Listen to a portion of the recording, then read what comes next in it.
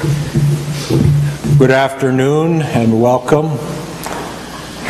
I want to greet each of you and welcome you to the 2015 Williams Lectures. I see a lot of familiar faces from last night, so I'm not going to go into great detail. Simply saying we're very grateful to the Williams family for supporting this lecture over many years. I also have the privilege of introducing Dr. Melanie Harris. And again, because of the familiar faces, you don't need to hear me do a lot of talking. I'm going to keep this informal and ask Dr. Harris to come and get us started. I did in my introductory remarks last night reference her beautiful singing, which I had witnessed in the past. And lo and behold, we had singing during the lecture. So now I'm going to say, whether it's true or not, that she dances well and tells great jokes. So maybe that will come out in the lecture as well. Melanie, so good to have you here. Thank you for what you've given us thus far. We're back for more.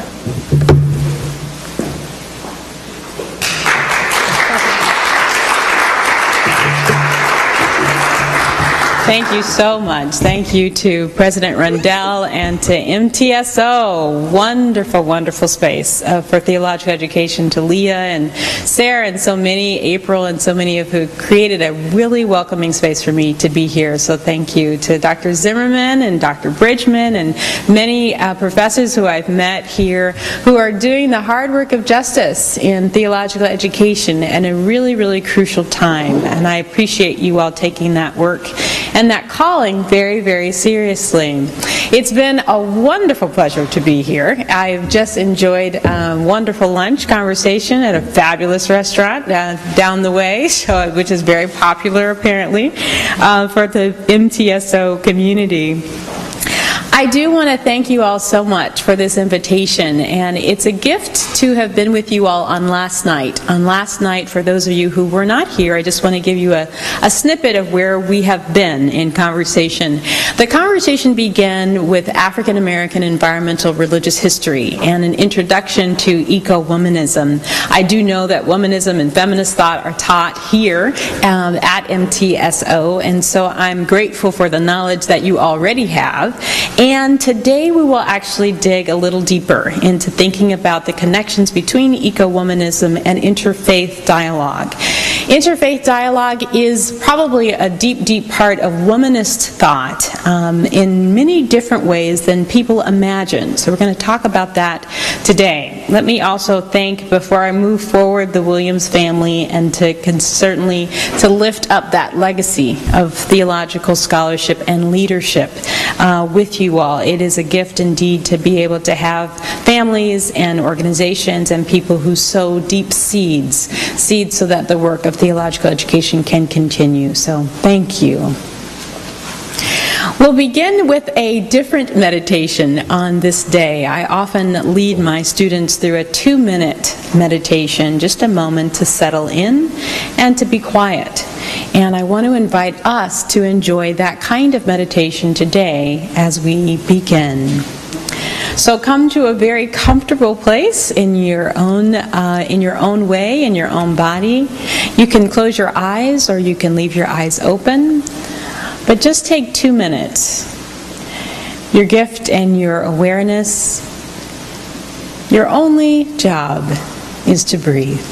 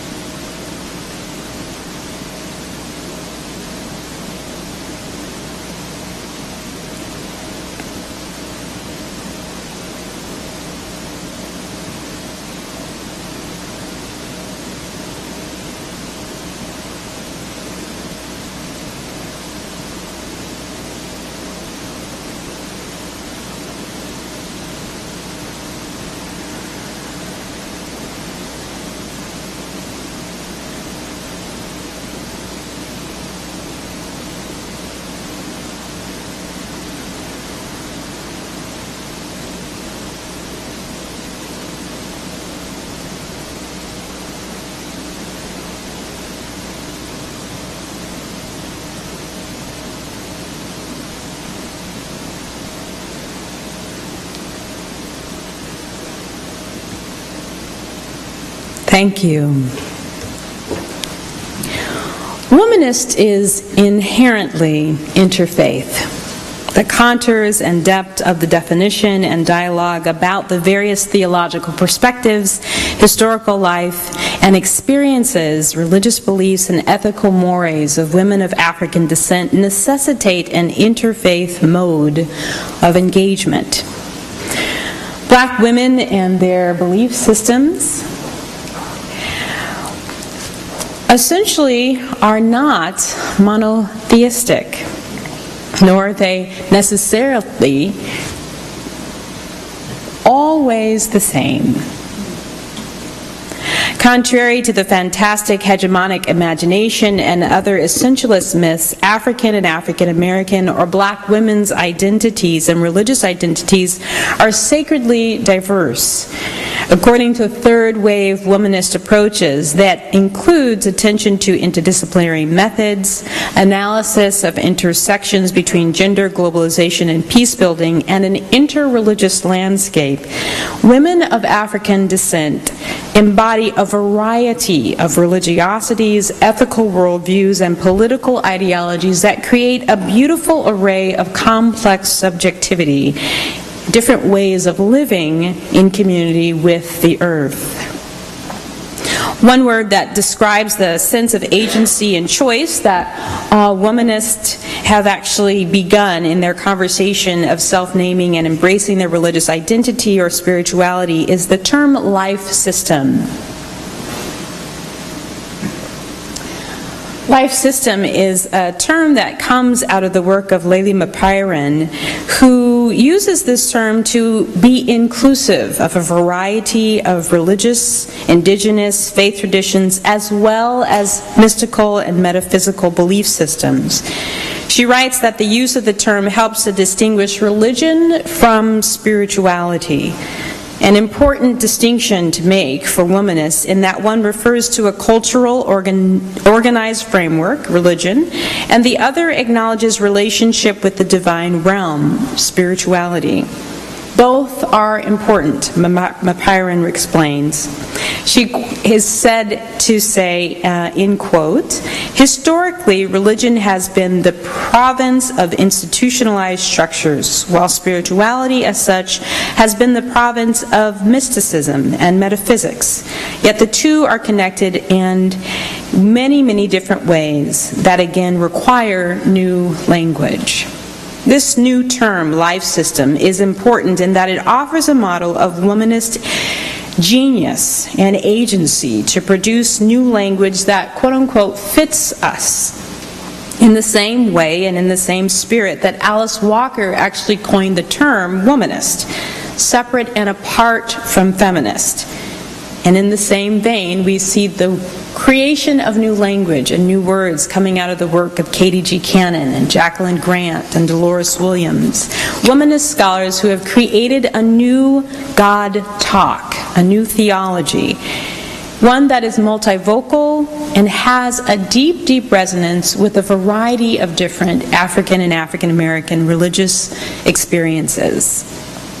Life system is also innovative in that it keeps up with third wave womanist perspectives and reaches beyond womanism, past its kind of Christian orientation or Christian centeredness.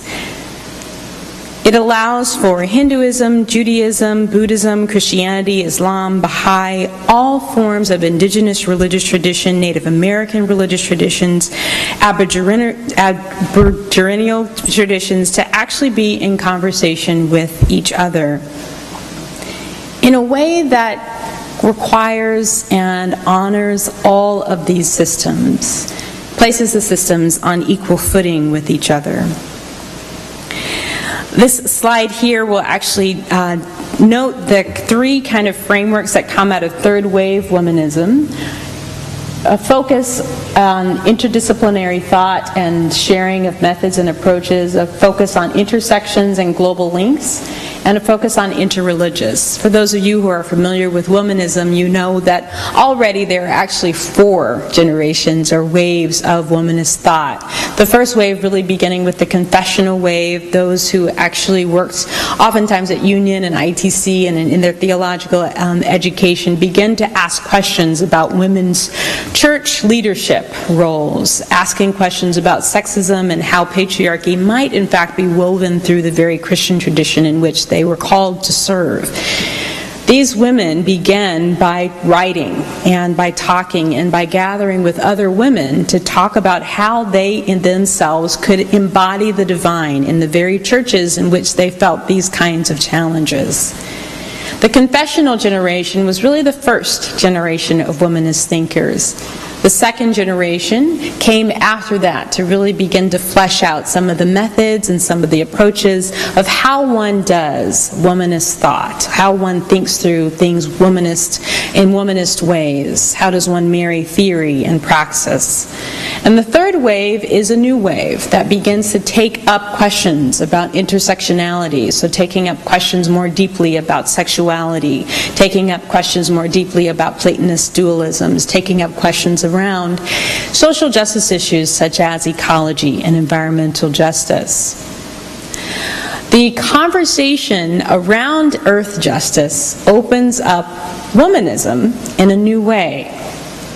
It in fact asks womanism to take an inner look, a self-reflective glance at its own self, asking whether or not the conversation around womanism is only Christian-centered. And in fact, by definition, coined by Alice Walker, womanist is actually interreligious. In my book, Gifts of Virtue, I talk a little bit more about the distinctions and the differences, different opinions of different womanist scholars who will struggle with whether or not womanist is the appropriate term. Here I'll lift up that same argument just briefly in order for us to continue moving through the process towards earth justice. The conversation began in many ways in dialogue, always in dialogue, honoring the fact that womanism actually comes into being through us talking with one another. In an essay called The Emergence of Black Feminist Consciousness, written by Katie G. Cannon, this particular essay ignited a firestorm in the world of theology and ethics. Suddenly, marginalized voices of African American women were shifting themselves to the center and arguing that the entire discourse of theology was incomplete without hearing the voices of women and women of African descent. Arguments from every angle began to take shape for the emergence of womanist religious thought. There were those who, like Cannon, provided black feminist methodology as a base from which to grow womanist, quote-unquote, gardens and praxis and scholarship. There were also scholars who, rooted in the heart of womanism, began to come up with black women's interpretations of the Bible. I'm thinking of Renita Weems here. And still others who argued that different theological categories were necessary to examine if in fact black women's voices were to be heard. Responding yes to the invitation to engage theology from the heart of their own womanist identity, these women took seriously the phrase in the womanist definition, loves the Spirit. Loves the Spirit, an acknowledgement of the sacred, an acknowledgement of spirituality, opened wide the door for theological and religious inquiry for all those who chose to name themselves as womanist. That is, even as the term was often problematized and questioned, it was indeed adopted by several womanists in religious scholarship in the 1980s. Some from a more evangelical branch of Christianity argued that the inclusion of the reference to spirit in the definition was not Christian enough, and it did not point towards Christian roots or origins. There were those who were very deeply concerned about the perspective of womanism being inclusive of LGBTIQ communities, persons, partnerships. The question came up was, is this also womanist community, beloved community? And there were others who actually wrote about LGBTIQ and sexuality in different ways, arguing that womanist, in fact, was very inclusive of all peoples, all women's, and all communities that identified as womanist. The first wave debates about womanism began to open the doors for new scholars to begin to think about and uncover and understand African life and religion.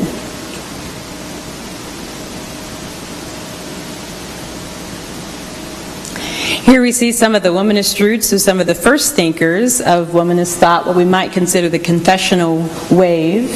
Alice Walker, of course, is the one who comes up with the term. She is the one who is known, of course, not only as a womanist, but also as a powerful social justice activist and human rights activist and earth activist. It is interesting to note that Alice Walker is a literary artist, as she did not actually name herself as a theologian.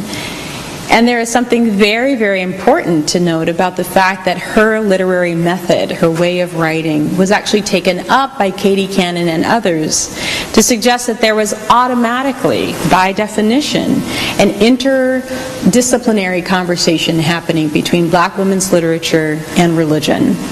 And in Katie Cannon's situation, not only black women's literature and theology, but also with ethics.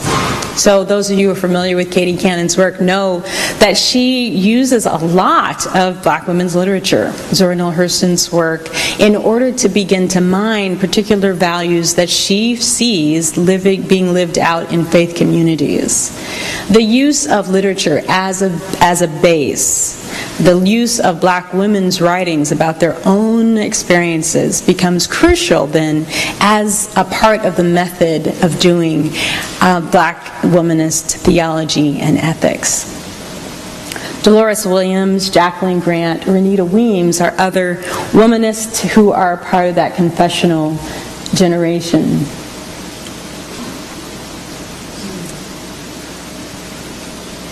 As a religious scholar and womanist ethicist with a scholarly eye towards justice and hope, Emily Towns points to the value of the womanist heritage as indeed an African American woman, but points to the epistemology and African American women's thought. She argues and specializes thinking about a particularist approach, really beginning from the particular African American women's lives and moving to the universal. Those of you who are familiar with the concepts of women's thought know that, in fact, that move, conceptually, the particular to the universal, is important to name, in part because often communities of color do not always have a chance and a space to name themselves for themselves in a wider kind of conversation. This particular way of coming into voice, using the particular as a way of broadening the conversation, becomes a part of the legacy of what we call Townsian thought, or thought that's attributed to Emily Towns. She, in fact, shapes a particular way of doing womanism. She moves away from the modes of deconstructive criticism and moves towards constructive criticism. Making a classic womanist methodological turn, she chooses African American women's literature to shed light on the construction of a womanist scholarly method, the work of Toni Morrison and the dancing mind. This is Toni Morrison. There is a certain kind of peace that is not merely the absence of war. The peace I am thinking of is the dance of an open mind when it engages another equally open and actively moving naturally, most often in the reading and writing world that we live in. Toni Morrison's concept of the dancing mind can be summarized as the creation and tending to an embodied space of peace in which minds meet and dance in openness with one another, absent of harsh criticism and judgment, which is often the case in academic kind of dialogue. We see here that the dancing mind is a kind of mutual enhancing engagement of thought, creatively writing in a style that is reflective of this kind of mutuality, Emily Towns responds to Morrison's idea saying, "It is the dancing mind that many of us meet each other more often than not. It is in this dancing mind where we tease through the possibilities and the realities, the hopes, the dreams, the nightmares, the terrors, the critique, the analysis, the plea, the witness, that womanist work is done in the academy, in the classroom, in religious gatherings of a variety of communities, in those quiet and not so quiet times in which we try to reflect on the ways in which we know and see and feel and do." The womanist dancing mind is one that comes from a particular community of communities, yearning for a common fire banked with the billows of justice and hope. As such, this particularity marks it with an indelible ink. Towns writes, "My task is to explore the twists and turns of the communities from which we spring and have our very life and breath. It is to be particular about the particular and explore the vastness of it." This vastness of the particular that Towns is addressing here is both the geographical and the religiously pluralistic. The pluralism that is alive in the communal religious practices and peoples of the African diaspora. In this sense, Towns' concept of the womanist dancing mind is both art and a method of doing interreligious and interfaith work. It looks at the, quote, assortments of African American life and beyond. Here she describes how the womanist method is being used in an interreligious context.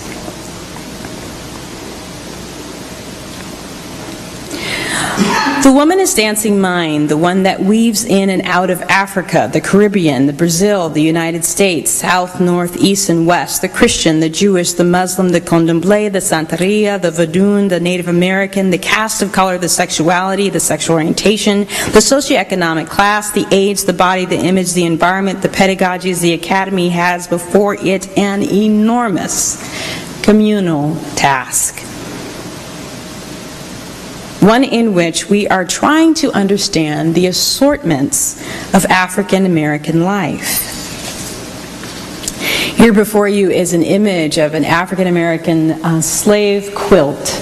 This is a pattern called the pine cone or the pine burr, and it was used and certainly worked upon early 1900s, but even into the 20th century. There's a sense in which just the image alone helps us to conceive the kind of weaving that is done across global links. Again, recalling the fact that womanist actually focuses on spirit and is not necessarily just a Christian term. We recognize that inherently womanism honors these kinds of global links. Religion and spirituality woven throughout the entire African diaspora. The emphasis on, go back here. The emphasis on justice in womanist religious thought and the accompanying political nature of womanist interfaith dialogue cannot be overlooked. I want to turn now to some of the important sociological and social justice politically based discourses that play a role in the establishment of interfaith womanism. Postmodern approaches in womanist religious thought will point to the importance of teaching the varieties of religion alive in communities of African peoples for many different reasons. One of the most important is the emphasis on the history of African peoples to survive and find a quality of life, especially in the North American context where the will to live is tested almost daily. Religion served as a tool for hope and meaning-making, the survival for enslaved African peoples forced to breed, provide free labor, and build economic base. Hope for these people in the base of the United States.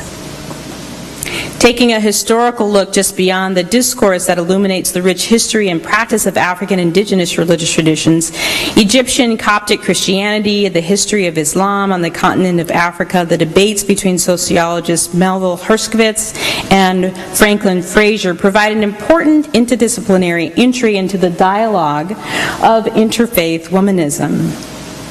Herskovits's landmark book, The Myth of the Negro Past, first published in 1941, argued against accepted claims of the time, like Fraser's, which offered a negative portrayal of Africa as exemplified in the writers of 18th century poet and pioneering African-American woman writer Phyllis Wheatley. Rejecting the enforced shame and denial of Africa, Herskovits disagreed with arguments that the Middle Passage and enslavement of African peoples permanently damaged all cultural memory. He laid out work instead that argued that there were, in fact, retentions. That, in fact, among African American people's descendants of slaves, there were African retentions that were important to pay attention to in terms of a connection across the African diaspora. We see this not only in the debate between these two scholars, but also in the work of Zora Neale Hurston, anthropologist. She's often overlooked as a scholar, but very, very important to this argument around religious plurality within the African diasporic context. By centering African and African American people's religious history and political demand for rights, Hurston's research on the retentions of African rites and rituals throughout the Caribbean make Black life matter in a new way. In addition to writing about voodoo and hoodoo in the deep southern United States, her work also took a kind of interfaith turn as she researched the religious lives of women and their communities in Haiti and Jamaica. As such, Hurston's work also paves a path of contemporary religious scholars to take up the proven existence of religious plurality and global links in African diasporic and especially in African American religious life. The reality of religious pluralism in the context of mainstream scholarly pluralist approaches is, in fact, in front of us in womanist religious thought.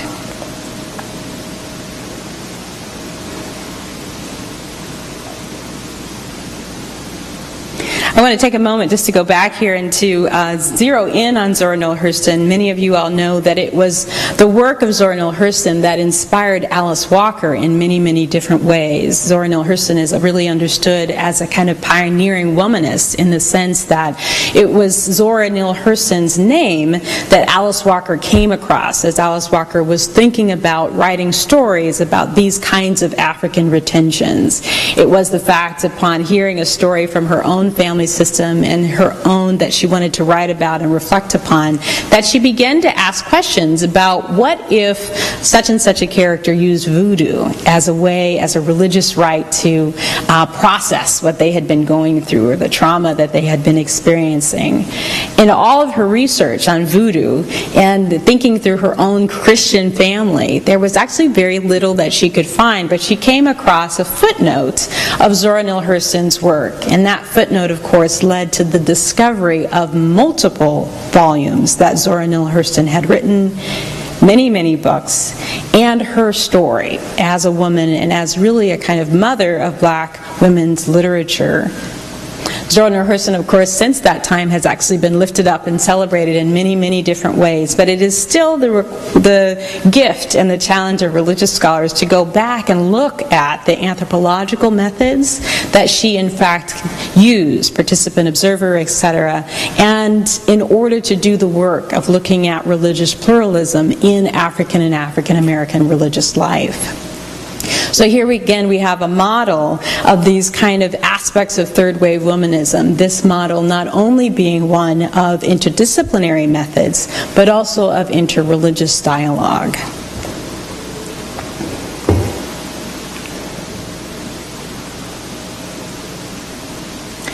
Interfaith Womanism, I want to take a few minutes here to distinguish the different terms from each other: interfaith, interreligious, and intra-religious.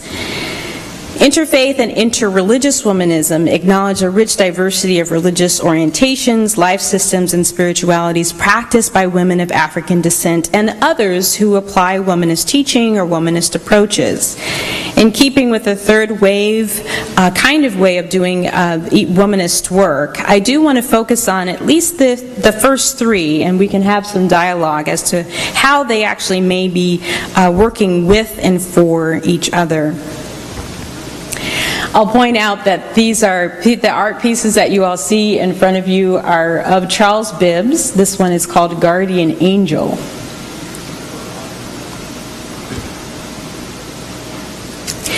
Dolores S. Williams, a founding mother in womanist theology, explains the heart of womanism and the purpose of the discourse best in her book, Sisters in the Wilderness, The Challenge of Womanist God Talk. Here she states, quote, "Womanist theology especially concerns itself with the faith, survival, and freedom struggle of African American women, and explains why it is so important to express the particularity of African American women's faith perspectives, theologies, and religious worldviews.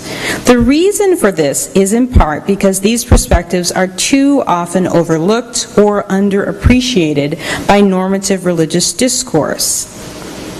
While maintaining a liberationist frame that challenges all oppressive forces impeding black women's struggle for survival and for the development of a positive, productive quality of life, womanist actually also opposes all oppression based on race, sex, class, sexual preference, physical disability, and caste." But Williams insists that womanist theology actually goes beyond this. Perhaps one of the most inspiring aspects of her thought and theology from the first wave is its insistence on transformation through dialogue. While Williams grounds her own perspective of womanist theology from the lens of Christian liberation theology, I argue that her words can actually be interpreted to encourage us to open the door a little more for womanist discourse beyond a Christian perspective. Later, in thinking about the future of womanist theology, she writes that womanist theology is usually not separatist and is very dialogical. It welcomes discourse with a variety of theological voices: liberation, white feminist, mujerista, Jewish, Asian, African, classical, and contemporary, male stream, as well as non-feminist, non-womanist female voices. Womanist theology considers one of its primary tasks to dialogue with the church and with other disciplines. Taking this challenge seriously and building it alongside the hallmarks of third wave womanism, we see a frame for interfaith womanist dialogue. Now, the term and reflective practice of interfaith dialogue began after Vatican II, while many scholars argue that religious faiths certainly had encounters with each other centuries before, that it was at this point that the Catholic tradition greatly shifted the theological orientation to non-Christians. Instead of holding missionizing and evangelical or evangelizing approaches as the sole way to engage persons of various religious orientations, Vatican II promoted reflection upon the sacred truths in various traditions. Documenting this history, Kwok Pui-Long describes interfaith dialogue as, quote, "sustained reflection on dialogue and religious plurality." The discourse widens the door for people of different faiths to creatively and critically engage each other's faiths that support them. Since social justice issues and the impact of globalization are key hallmarks to third wave womanism, this understanding of interfaith dialogue fits very, very well. The emphasis on dialogue mentioned in Williams' method and the understanding of womanist theology is also a key factor in inter-religious dialogue. Sometimes these terms are used interchangeably, interfaith and interreligious. But for the sake of conversation today, it is important to recognize that it is actually interreligious dialogue. That is a term that many religious scholars and contemporary thinkers will raise as a point of departure to talk about the differences of dogma and doctrine and theology. Interfaith is a different kind of exchange. It's often understood that interfaith means that, one, people are sharing from their own faith perspective or faith experiences. So an example might be the kind of meditation that we did at the beginning of this talk. As one may identify as particularly Christian, meditation as a form of Buddhist practice has often been used in Christian circles. There is also a form, of course, of Christian meditation. That kind of interfaith experience might be experience that one reflects upon in terms of interfaith dialogue.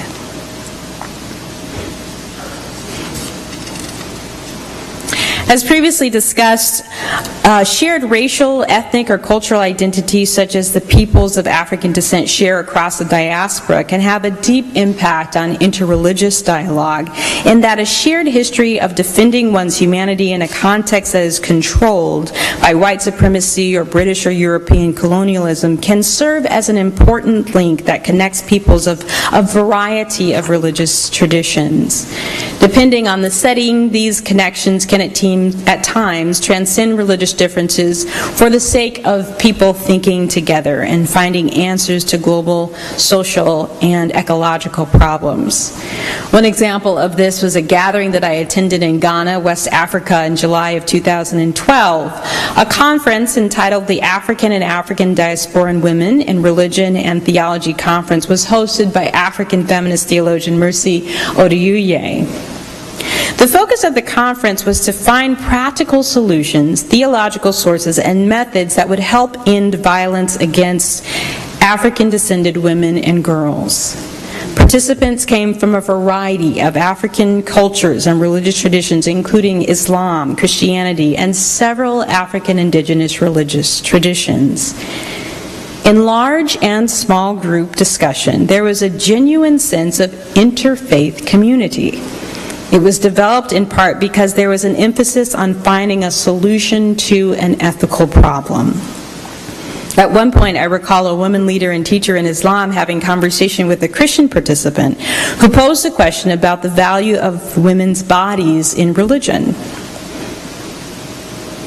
What unfolded was an extraordinary exchange about interpretations of the story of Esther as told in narratives and sacred stories from Islam, and how these truths might open the text for a Christian understanding of the same story.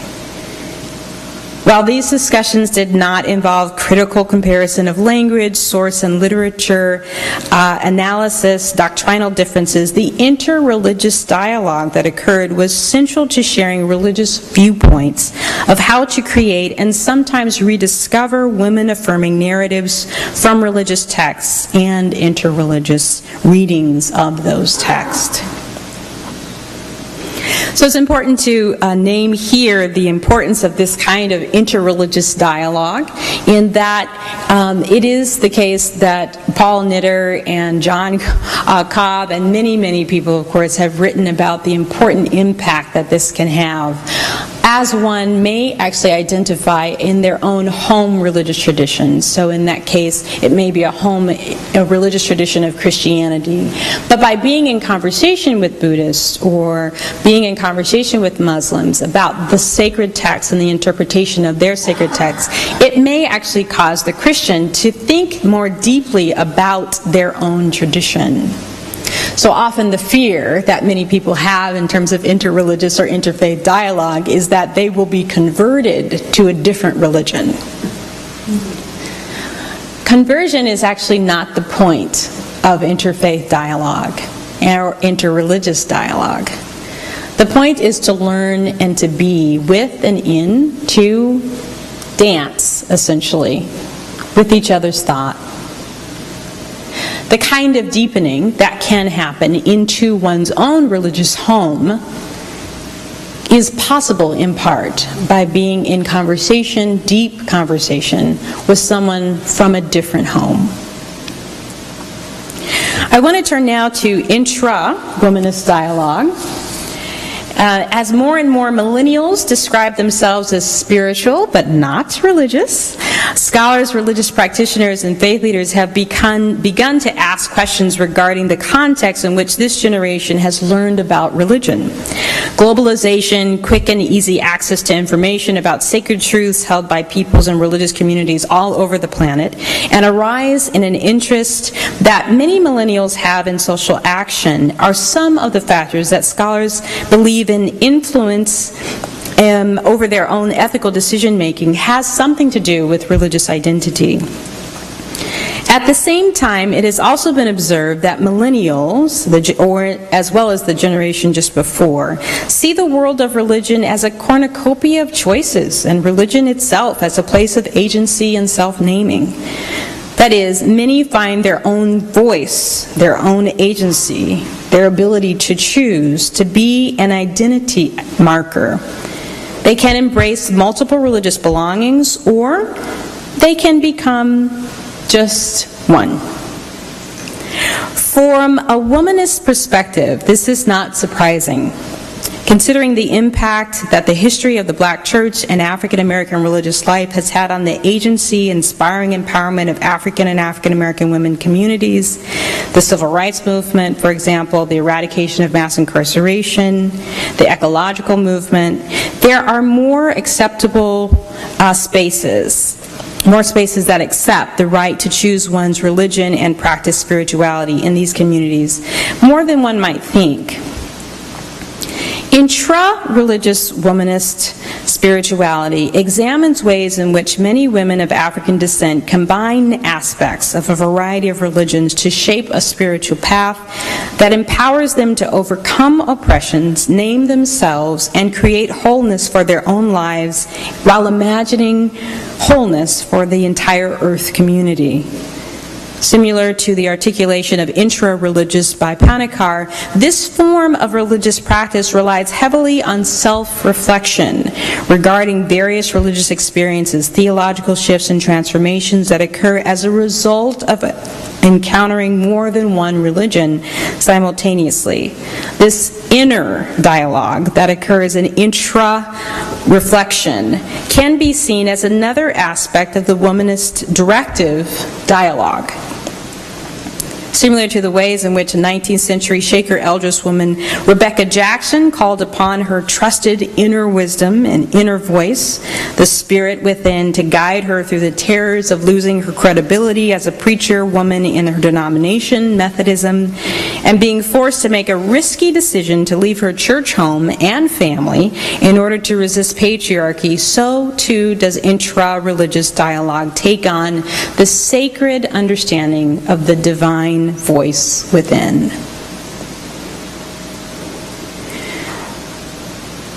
One of the aspects of intra-religious dialogue that has become more and more interesting, I think, to me, is the fact that you have so many powerful scholars and thinkers, such as Jan Willis and Alice Walker, such as Bell Hooks, who have written about the importance of spiritual practices or contemplative practices, particularly for the saving power and the recovery power that they can have for activists and people who are on the ground doing social justice work. What would it mean then to take this kind of directive seriously, whereby we encourage clergy or clergy in training or activists to actually develop circles where they can be in contemplative practice interreligiously?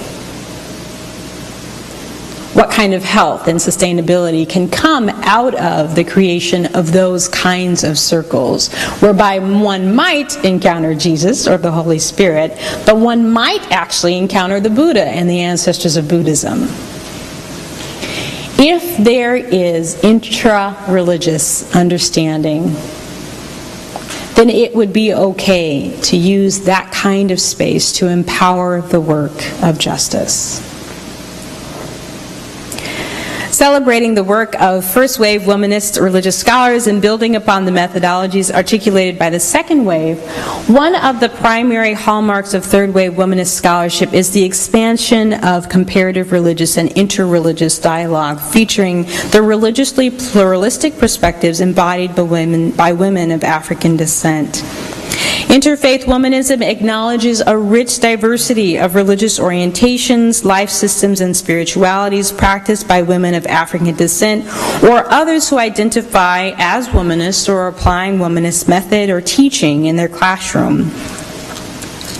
The expansive nature of the term womanist, coined by Alice Walker, and its reference to black women's spirituality, is read more positively by more and more scholars in the works of Emily Towns and others, and widens womanist discourse. The emphasis on dialogue and inner dialogue continues to be central for how we might see womanist interfaith and interreligious dialogue. The freedom of black women to express their spirituality in a variety of ways has become a foundation of womanist religious thought and a crucial point from which to argue against the systems of patriarchy, sexism, classism, racism, homophobia, and anthropocentrism in society and in religions. Womanist interfaith dialogue helps women of African descent to come to voice and offers reference to the spirit in ways that clearly identify womanist wisdom, mutuality, inner sanctity, freedom, and community as values worth sharing. Thank you. I look forward to our conversation.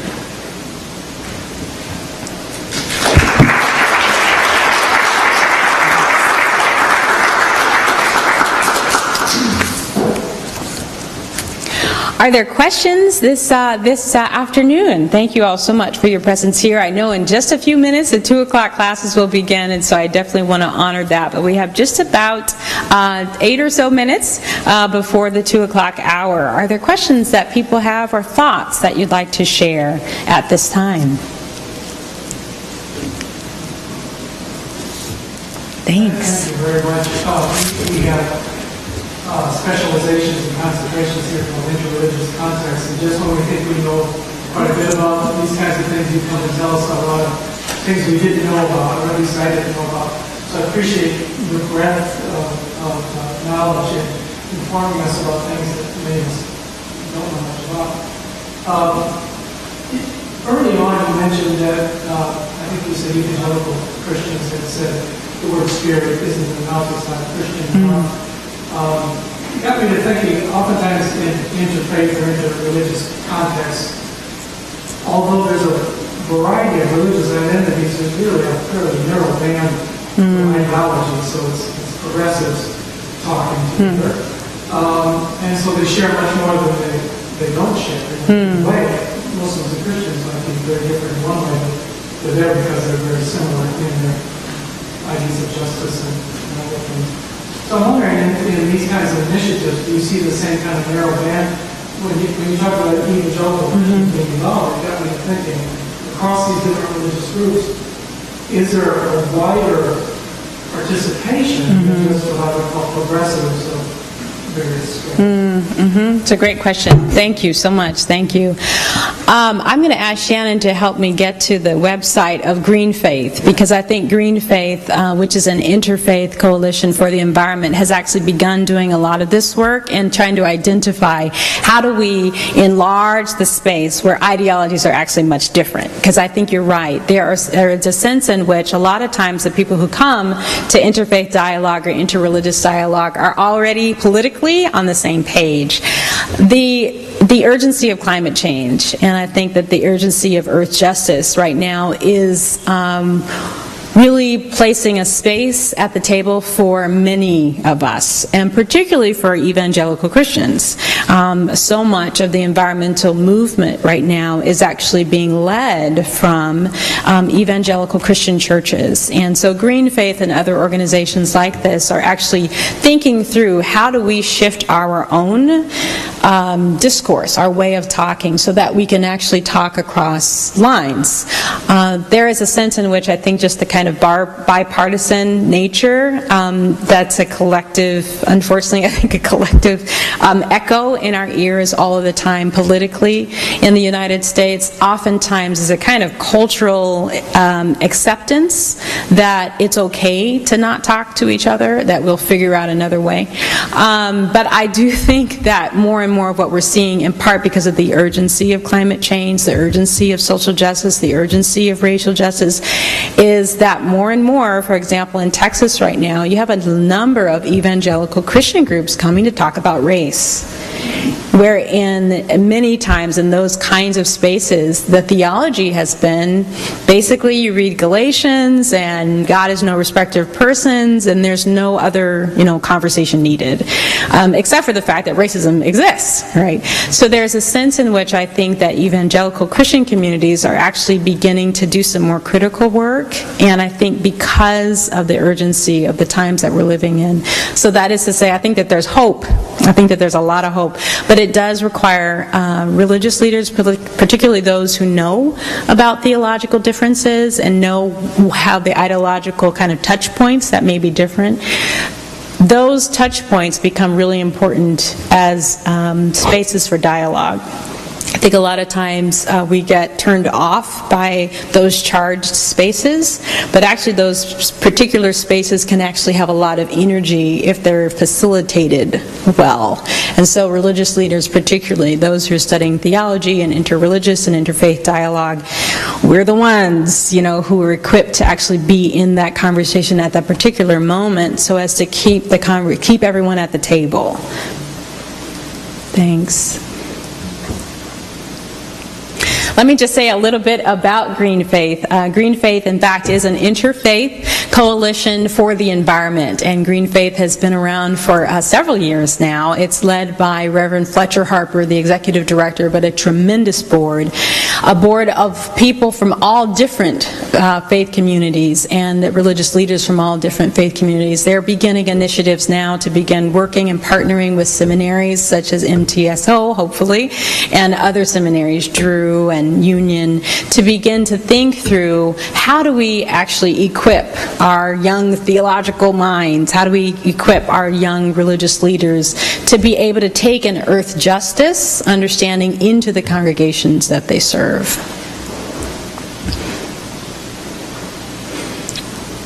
Are there other questions or other comments? Yes? Thank you for welcoming your comment. I don't have a question, but I just want to say thank you. That is absolutely an eye-opener, something that is kind of, I think the womanism, a little bit alongside feminism, was an eye-opener, and I appreciate you rekindling that because I would like to know more. So thank you. Thank you. Thank you. I'm so glad that you've had womanism. That's important. We are still pushing and pressing for theological education spaces to teach womanism, so that you've been exposed to it and that you've learned about it is very good. It's very good. Yes? I'm interested in the literary connections. I wonder if you could just briefly address two specific books. One is Temple of My Familiar, and then Zora Neale Hurston's Their Eyes Were Watching God, and reflect on how those specific books reflect women's thought. Well, I'll start with Zora Neale Hurston, Their Eyes Were Watching God. Of course, Janie is the protagonist in that story, and for those of you who are not familiar with that story, Their Eyes Were Watching God was one of the most famous novels that Zora Neale Hurston wrote, and she actually wrote it within a few days, which is just extraordinary. But the character Janie, actually, the story tells her own life, and her own life in partnership with three different partners, three different men that she encountered as a married woman, as a lover, but then there are certain aspects in every season, essentially, of her life that come alive. There is this deep sense in which the character of Janie and just the talk about religion and nature in Their Eyes Are Watching God make it a very, very important book, a text for womanist reflection, in part because there are ecological commitments woven throughout that entire book, right? And there are also commitments to women-affirming spaces. A lot of the struggles that Janie goes through are struggles that many women are familiar with in terms of trying to fit into a patriarchal society or fit into a particular role. So the church women who I work with or the seminary students who I invite to read that book with me are often like, yeah, that's exactly how I was feeling. I was feeling this way, constrained in some ways, trying to live into a kind of societal image. That breaking away into one's own voice, into one's own power, and literally the ability to see the kind of system of patriarchy that's a part of a societal expectation of what a woman ought or ought not to do, that is very womanist, in the sense that it is helping women to understand the kind of structures that they are having to consistently reflect upon, and in some cases make a choice to be with, right, to work with, to navigate, and in other cases to reject completely. And so I think that the story of Janie is, there are certainly echoes in womanist thought, but there are also echoes in feminist thought and the work of bell hooks. There are also echoes of Janie's story throughout many women's lives who may not identify as womanist or feminist. The Temple of My Familiar is one of Alice Walker's most important and brilliant novels, and here we do see one of her eco-novels, the fact and the way that voices and wisdom come out through animals, through plant life, the kind of transformations particularly that women are actually able to make, or the women's energy is able to make, from a human being to an animal, to plants, to trees, etc. The kind of interconnection between that is very much rooted in African cosmology or Native American cosmology. And so it is very womanist, not just because Alice Walker is the person who wrote it, but it is also very womanist in that it's premised on this understanding that the spirit can actually transform in many, many ways, working alongside and sometimes embodying wisdom. It's significant that there are such powerful women characters in the Temple Familiar. I think that that's a move by Alice Walker to suggest and to encourage readers to dive into the transformative power that women have on the planet. So in work that she's done most recently, Democratic Womanism is a powerful poem that she's written about really calling upon women to step up as global leaders in a time where we actually cannot handle any longer decisions simply being made by kind of military-minded men, in a sense. She's calling upon women to step up into their own agency and into their own power, and calling men who are women-affirming to step up as well, to recognize the power and to value the feminine, and particularly the feminine divine.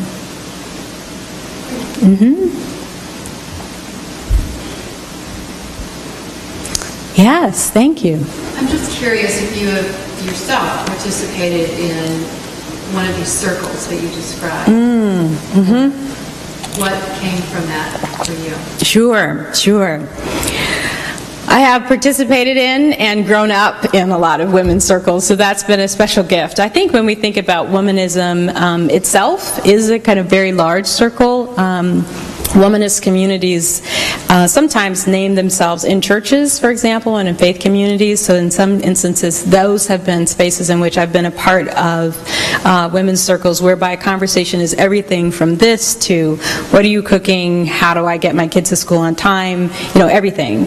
But I think in terms of women's circles, in terms of empowering women and the feminine divine, those circles have actually been a part of my life, in part because they were modeled by my mother. So sometimes that meant just women around, the table trying to share wisdom. So at birthday parties, for example, when a woman celebrates her birthday, 7 women or 7 to 10 women are invited, and instead of gifts, materialistic overconsumption, instead of that, What's shared around the table is, what is the deepest wisdom that you've known in the years that you've lived? And that wisdom then is shared upon the table, around the table. So that's one model of a circle that is often, I do it every year, so that works very, very well. I think it depends on the space. Sometimes people are coming together to strategize about a particular environmental justice, for example. Other times people are coming together to think and strategize around racial justice together. A lot of times these kinds of circles get their best start by following a typical womanist method, which is to share experience first. And so oftentimes, particularly as religious leaders and those who work in spiritual direction and those who know how to hold space for people, particularly when trauma or terror is involved in women's life stories, it becomes really important for the space to be safe enough for women to be able to share their stories, and then to be able to actually validate those stories in the moment, and to mine those stories for, in a sense, for the wisdom and the transformative power that they have. So those are some of the circles that I've been a part of. Alice Walker and many others have always encouraged me in any space, right, that I'm in, always form a circle, always form a circle. And it can be women's circles, but it also can be inclusive of a variety of different genders, but men, women, transgendered, a number of different genders at the table, because every story is sacred.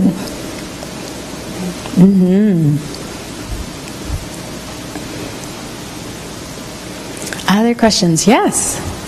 It seems like surely in this kind of present, not here, but when you do this kind of work, especially making the case for interfaith and interreligious work, from some varieties of Christians, you must encounter what I call the butt-by-me theology, the butt-by-me. I'm curious about how you work through that kind of resistance.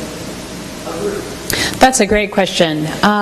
We actually, and I work with a number of other women and when we lead these kind of conversations, and so we actually honor it as not necessarily a resistance, but a perspective, and a valid perspective of those who are coming. Often what's been most effective is to talk through the theology, allow that person to talk through their by theology at that particular point, and then to share literally interreligious dialogue at that very delicate, very vulnerable crossroad, to ask them questions about if that is your theological perspective and worldview, what does that mean for the woman who's just shared her life story with you across the table? Does that lead to a different theological assumption, for example, about her own soul and her own life story? Are her children not as valid as human beings as yours are because of your theological understanding? We don't look for theological crisis necessarily around the table, but I think it's oftentimes where those kinds of hard questions in that particular moment causes someone to think through all of the various ethical commitments that they have inside of them. Sometimes the theology is so embedded that they don't realize that as they're making one theological commitment, they may actually be cutting someone else's voice off. So what do they need to do? How can they hold on to that theological commitment if that's their choice?